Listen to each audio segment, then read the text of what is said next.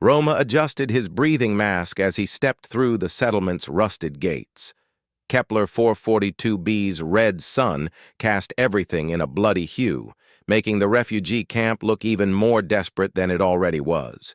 He'd been assigned to this outpost for 3 months now, distributing water rations to the displaced Zanari who'd fled their dying homeworld.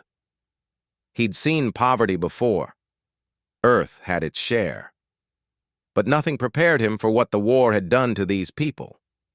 The Zanari were a delicate species, tall, crystalline beings whose skin refracted light in mesmerizing patterns. At least that's how they looked in the old databases.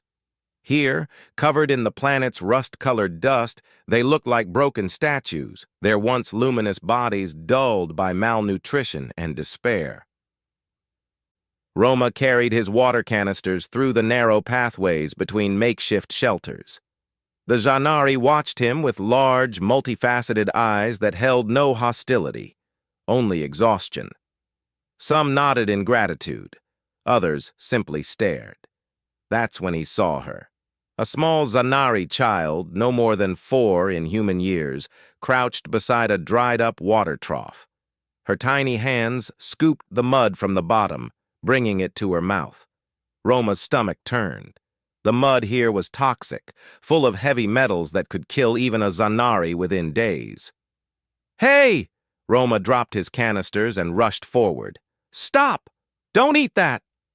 The child looked up at him with eyes too old for her face. She didn't run, didn't cry, just stared at him with a hollow expression that broke something in his chest. Roma knelt beside her, careful not to startle her. He gently took her hands in his, brushing away the mud. "Where's your mother? Your family?" The child's mouth moved, but no sound came out. She tried again, her face contorting with effort, but only silence followed. Architected narrative arc emphasizing human compassion and ingenuity. Good start. I'm establishing the setting and the problem. Now I need to develop the story further and bring in Anna. Let me continue with the emotional impact and the HFY element, where humans show their compassion and problem-solving abilities. A shadow fell across them. Roma looked up to see an older Zanari woman approaching, her movements slow and pained.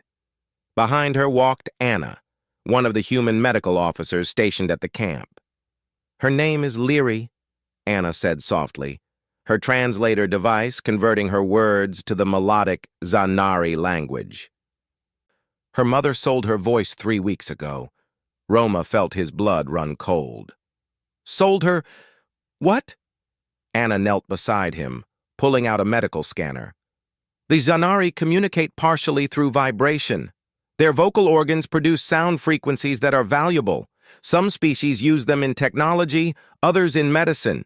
When the water cartels realized this, they started offering trades." She paused, her jaw tight. "1 voice for 20 liters of water." "That's insane," Roma breathed. 20 liters wouldn't last a week. For a desperate mother, it lasts long enough to keep her child alive until she can find another solution. Anna ran her scanner over Leary, frowning at the readings. "The mother died 2 days ago. Dehydration. She'd been giving all her rations to Leary." Roma looked at the child, who sat quietly between them, still trying to eat mud despite their intervention. Something fierce ignited in his chest, that uniquely human cocktail of rage and determination that had driven his species to achieve the impossible time and time again. "No," he said firmly. "This isn't happening. Not on my watch." Anna gave him a sad smile. "Roma, we're already stretched thin. Command barely authorized water for the registered refugees. Orphans like Leary. Then we don't go through command." Roma stood, pulling out his personal comm device. "My sister works in biotech research on Europa Station. The Zanari voice organs. They're valuable, right?" "Yes, but..." "So there's a synthetic version. Has to be. If humans learned anything from the organ donation crisis of the 2070s, it's that we can build what nature makes." He was already typing furiously. "We 3D print hearts, kidneys, entire neural networks. Why not Zanari vocal organs? Anna's eyes widened. Roma, even if that technology exists, it would cost. I don't care what it costs. He sent the message and looked back at Leary, who was watching them with those heartbreaking eyes. We're humans. We're the species that looked at the stars and said yes. We're the ones who saw diseases and said no more. We've rebuilt entire ecosystems, reversed climate collapse, and taught ourselves to live in the vacuum of space because we refused to accept limitations. He picked up Leary carefully, surprised by how light she was. We don't let children eat mud to survive. Not if we can help it. That's what makes us human. The response came faster than Roma expected. His sister had connections. A xenobiology lab on Mars had been developing synthetic Zanari tissue for research purposes. Within hours, Anna had detailed schematics. Within a day, she'd fabricated a small prototype using the medical printer in their facility. It wasn't perfect. It wouldn't give Leary the full range of Zanari communication. But it would let her speak, let her cry, let her call for help when she needed it. The surgery took 3 hours. Roma stayed outside the medical tent the entire time, pacing like an expectant father. Other Zanari gathered, word having spread through the camp about what the humans were attempting. When Anna finally emerged, exhausted but smiling, the entire camp seemed to hold its breath. "Leary?" Anna called back into the tent. A small, crystalline figure appeared in the doorway. Leary touched her throat. Her large eyes wide with wonder. Then, for the first time in weeks, she spoke. It was just one word in Zanari, but the translator picked it up. "Hello." The sound was rough, imperfect, but it was sound. It was voice. It was possibility.